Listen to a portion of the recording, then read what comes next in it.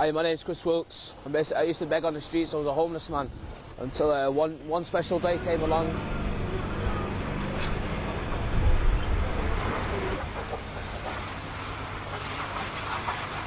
I met Chris at the traffic lights coming home after work. Used to sit down like this. Used to sit here. Used to ask money.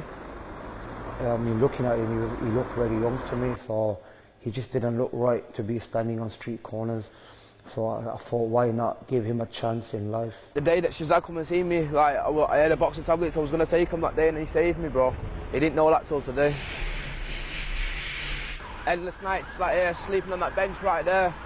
Cars coming by, 3,000-4,000 people a day coming past me and not give two hoots. Police stop me. Are you all right? Yeah. And as you can see, it's a busy road. You know what I'm saying? So I'm glad I got the chance I got. You know, mate. To be honest with you, and Shazad took me in the car wash. It was the best day of my life. Never again. Never again. He's been through so much, and seeing people like that, and all you can do as a human being is help them. It was my own fault I was on the streets because I took drugs, but they didn't know the circumstances why I was there in the first place. It's hard. A lot of things I've gone through. Abused when I was younger, bullied, battered, jail, crime, prison. Not having the right role model in life, basically. Hopefully with his wages that he gets, he can get himself back on his feet and get a nice TV and get a smartphone and stuff. It's good. I'm happy. I'm happy, man. It's changed my life, and I want other homeless people to feel what I feel. My boss is top. He's the man. He's the one. I love him so much. It's unreal. My love goes out to him, man. I've got love for you. Bismillahirrahmanirrahim. The media is so sly, dishonest, and manipulative, that it will subconsciously get you if you're not careful. Why is it whenever a Asian or Pakistani man, does something bad, he's referred to as his religion, like Muslim grooming gangs and so forth. But whenever he does something good, his religion is left out of it. For example, there's a breathtaking clip that I'm going to share either before or after this video, and it will show a Pakistani brother, who took a white homeless man off and offered him a job, in his car shop, in his car wash, The guy was really messed up and he helped him. He's never referred to as a Muslim. And also, why ain't white grooming gangs referred to as Christian grooming gangs or atheist grooming gangs? Media, if you're gonna blame Islam for grooming gangs and all this rubbish that has nothing to do with Islam, then why don't you also thank Islam, for thank Allah, thank Islam and respect the messenger for turning out so many Muslim doctors.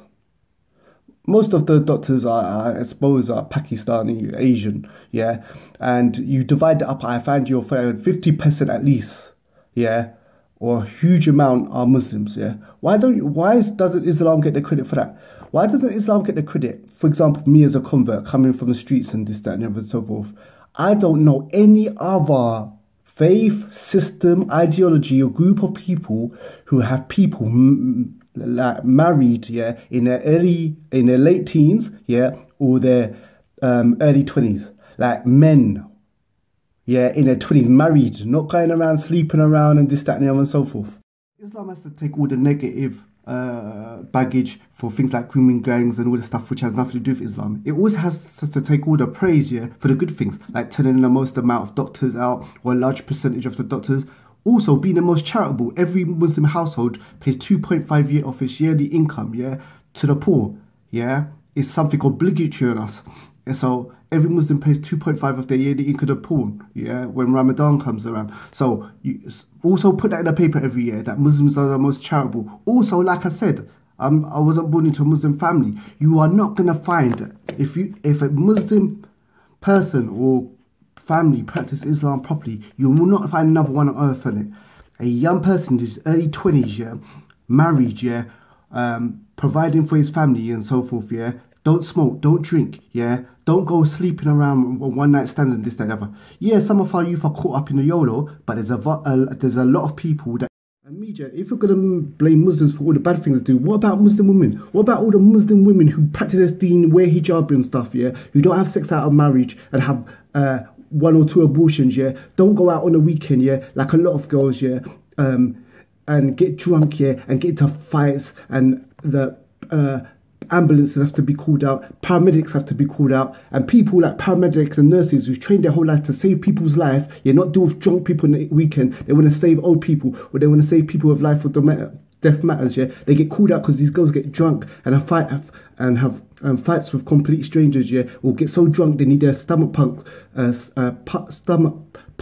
because they got too much alcohol in them or whatever and so forth, yeah, and so forth. Like, where's the place for them who are celibate, get married, yeah, respect themselves, yeah, and raise kids to be good children and stuff like that? Where's the place for them? So bye-bye mainstream media, you're dying out anyway, yeah. All you ITV, BBC, Channel 4, this, that, and the other newspapers, you're all dying out. You're going to be gone soon. You're going to be in a natural history museum next to the dinosaurs, yeah. Keep portraying, when a Muslim does something good, keep on referring to him by his race or ethnicity, and when he does something bad like grooming gangs, refer to him as by his religion to make it seem like it's part of the religion or whatever, yeah. But the whole thing is this, you're dying out. Look, people blamed, yeah, 9/11 on Muslims, and I don't believe Muslims did 9/11, yeah. They said that before 9/11 the people were in gambling with girls, drinking alcohol, and then they go and do jihad or whatever it is the next day. How does that make any sense? The news reports say that people did 9/11. So if people believe that Muslims did 9/11, a lot of people did, a lot of people know that they didn't, yeah, then the whole thing is that what are these little articles going to do? People are going to find out the truth and read the Quran. See, so this racist game you're playing is not going to last. Why? Because too many people live next to Muslims, work with Muslims, yeah, interact with Muslims, yeah. The only people that don't are people that live out in seclusion, you know what I'm saying, and don't really mix with the general community, you know what I'm saying. 1 out of every 5 persons are Muslims, yeah. Yeah, and we could turn our tables on you if we wanted to be racist, but our religion doesn't tell us to. Right, we could say, why is it every white government, yeah, has raped nearly, you know, like England, America and so forth, the French and stuff? Why have they raped and pillaged nearly every country, yeah, and took all its resources? But our religion teaches us, as Allah says in the Quran, the Creator says in the Quran, we created you in different tribes and nations to recognize each other, not to curse each other. Also, the Prophet Muhammad, peace be upon him, said, yeah, that Arab isn't better than non-Arab, and non-Arab isn't better than Arab, and white isn't better than black, and black isn't better than white. And also our religion teaches us to pray feet to feet, shoulder to shoulder, white, black, yellow, all races together.